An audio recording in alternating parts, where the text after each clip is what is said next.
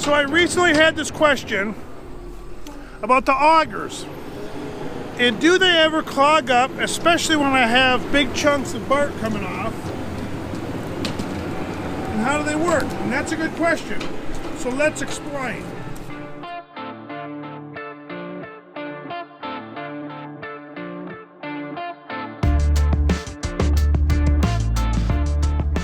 So here's what we got.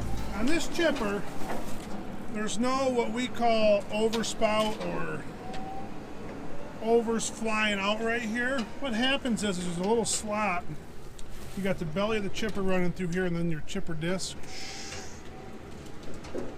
In the bottom of that belly pin there's a little slot about yay big for dirt and debris to fall down so it doesn't go into your knives and out your spout. You don't want that dirt in there and such. So what happens is in the old chippers, in the whole trees and stuff like that, not set up quite like this one, is there's an opening here and it shoots stuff out this way. In our old chipper, it'll shoot stuff all the way out in those trees out there. Stuff that's not supposed to go through there. So what they did on this one is for a couple different reasons. Is one, you have a flail drum there. So what they did was they put augers that go from here all the way up to about here. And if you look right here, here's our two motors and the shafts that run back for our augers. Two augers right there on the bottom. So all that stuff coming out that's falling down in your chip slot there, that falls down, just falls on them augers and gets pushed all the way back to the conveyor. And what it ends up doing is it ends up being a lot cleaner around here, besides the fact that I may have overfilled the van this morning a little bit. Yeah, it happens, I guess. So we'll jump in there, we'll look at them augers, because they do get clogged up, but very, very seldom. And it only gets clogged up when you have a big nasty in there. A big chunk breaks off or something like that. That's when it goes bad. But here's our augers here. Okay, and you see they go way up in there and you got all them sticks hanging down? Yeah. As far as you can see, they go up in there. There's another flail drum and there's a chunk of wood that's debarked. But there's the augers. And they push everything back here. And I've had a couple times where they've plugged up and it's been nasty. I've had to get in there with a chainsaw. And one thing we did do with this chipper is you see that right there, and there's another spot right here. And it used to have a plate going across here. And that plate was so that no wood got underneath there. Now we haven't had any problems with this since. I ripped that off from there because what was happening is that plate's sitting there and you'd have a couple big sticks or something get down in there because you have crooked wood like this and a lot worse than this, and it does crazy stuff. So it would get a stick down in there and it would stop it. Well, by the time it gets stopped, it's built up a couple 3 feet to that feed wheel, and then it jams it in there so tight like a giant ball of, it's nasty.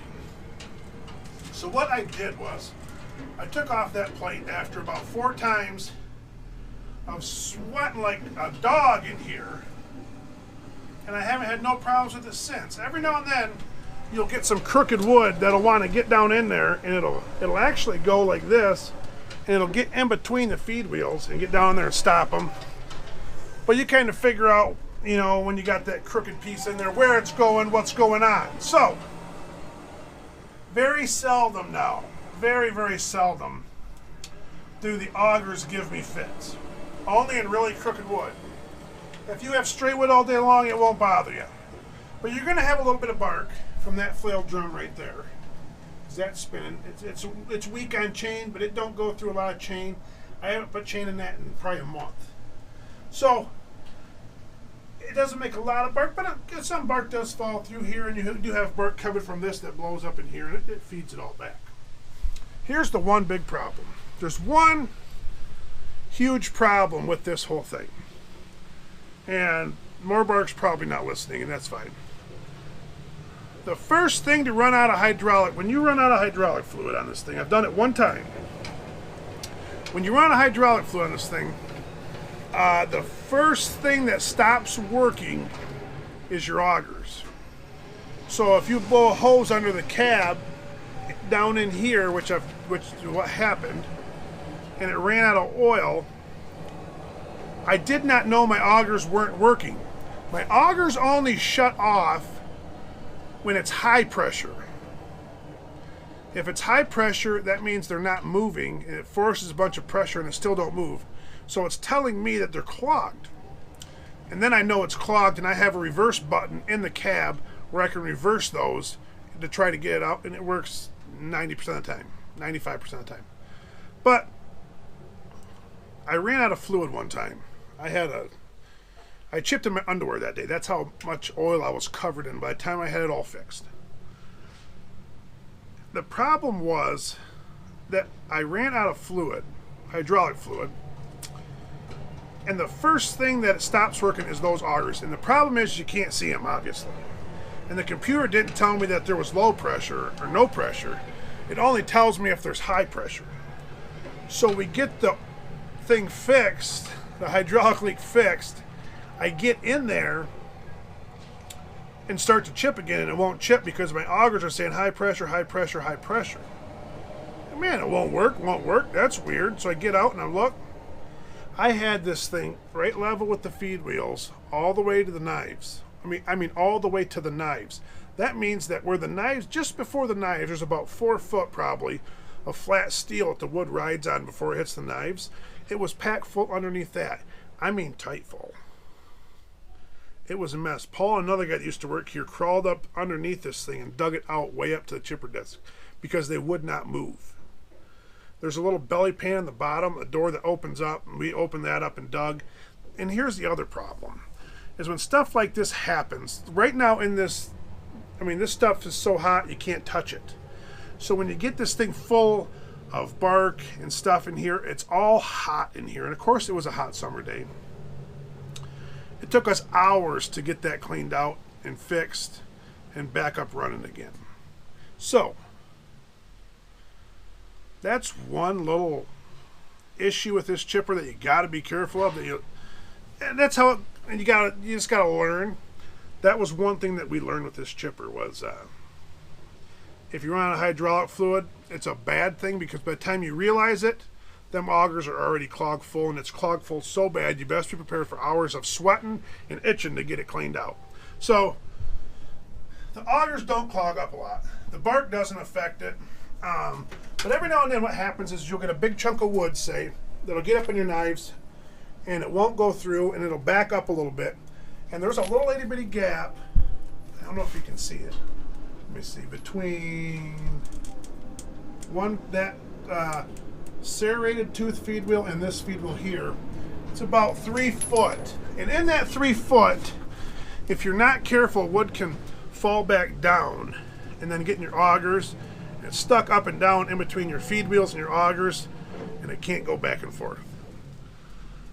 But you learn after running this thing what and what not to do. So it's one of those things. But the bark and this small garbage here, this stuff here,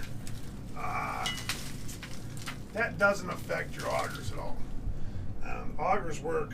Remember the original augers in this thing?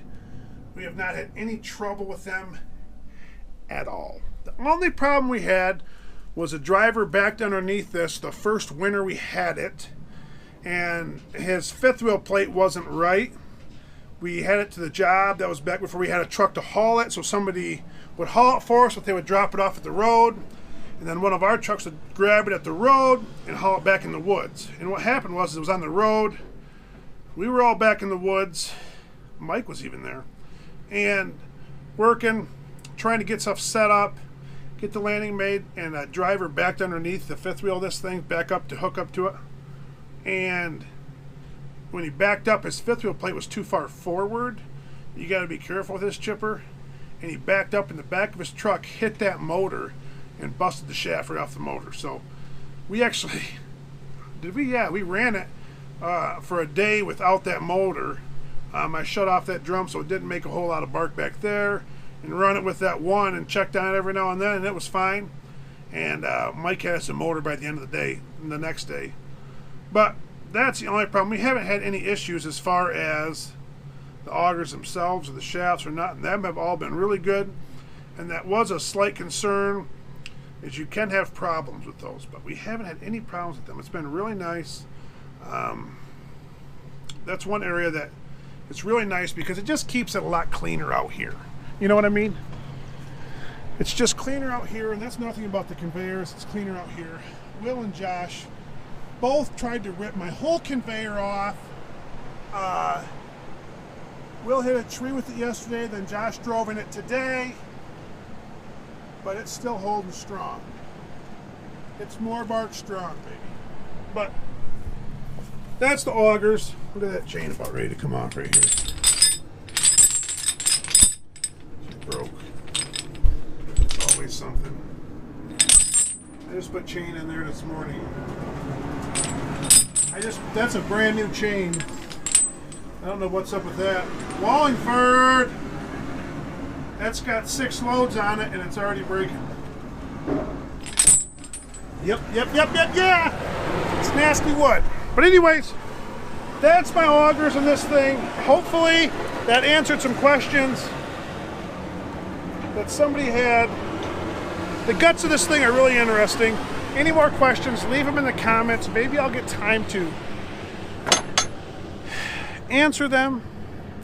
But for now, I'm going to grab the grease gun, grease this thing, and then I got a truck will be here in about 15 minutes. Go from there. So thanks for watching. That's my auger issues. A little bit on the augers, how strong they are. See you guys later. You all have a good day. Thanks for watching.